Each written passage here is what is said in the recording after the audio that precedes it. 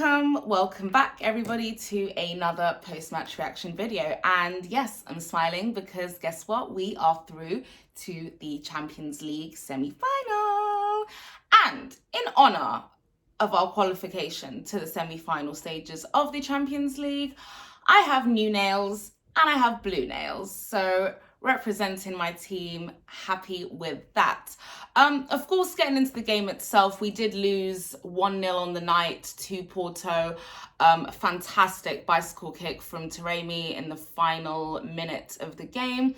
Fortunately, came too late and it was not enough to get them through.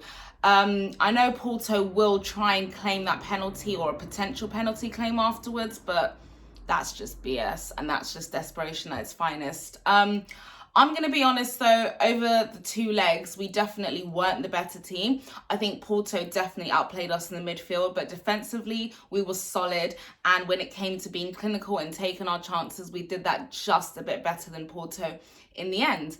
I do have some concerns that if Oliveira and Taremi were fit for the first leg, we might be sitting here having a different conversation. But however fate works out, it worked out well for us and we take the W and we move into our semi-final clash with Real Madrid. Now, initially I was calling for Real Madrid. I did say Real Madrid, come outside. And trust me, I'm eating my words now because although I think that defensively we are much more better than Liverpool and we don't play that high line like Liverpool do, their midfielders are a lot more gelled together. They're a lot more cohesive. They're a lot more experienced. And let's face it, Real Madrid have Champions League pedigree, whereas we don't. But what we do have is an incredible genius of a manager in Thomas Tuchel, meaning that I'm sure he has a plan to get the job done. Obviously, Rafael Varane, Carvajal and Eden Hazard all going to be fit and ready for our tie. So more problems, more worries for us. But as long as we don't pick up any more injuries, I am looking forward to that clash and it should be a very good time.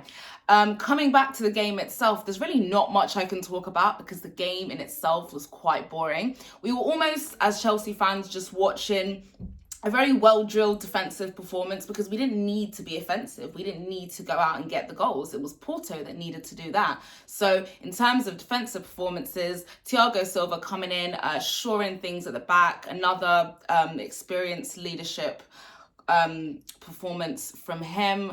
Can't ask for much more than that. I thought Kante and Jorginho, who I'm also not a big fan of, Jorginho, I thought he actually stepped up in this leg much more than he did in the other leg. Maybe having Kante there helps him, gives him the confidence, but you know, he actually made some tackles, actually done some interceptions, which is something that I'm always speaking about Jorginho not doing enough of, and that's the reason why I'd like him to leave the club at the end of the summer, because yes, he can be brilliant at times and in glimpses, but for me, he's just not consistent enough. And if we're going to be competing with City to win the Premier League title, to compete on all four fronts like they do, we need to be having a consistently solid midfield. So somebody up to Kante's quality, not somebody exactly like him, but somebody who complements him as well, because I think that's what's going to bring out the best in our team.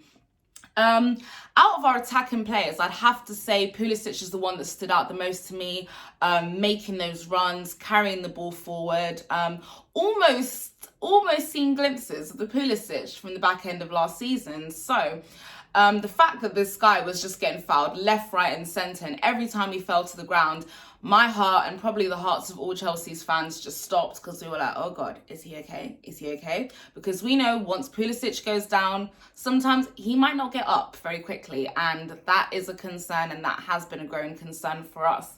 But all in all, I would say the standout players for me were probably Kante, Jorginho in that midfield, protected our back three and our wing backs. Ben Chilwell, Reece James, defensively solid performance from them as well. Mount and Havertz, a bit quiet, but again, we didn't really need too much of an offensive performance. Although you could argue there was an opportunity for Christian Pulisic to score, but hopefully, I hope the team learns their lesson. I hope they can come together, look at what they've done wrong, and just really improve, especially in the areas in midfield ahead of this Real Madrid clash. But we're through to the semi-final.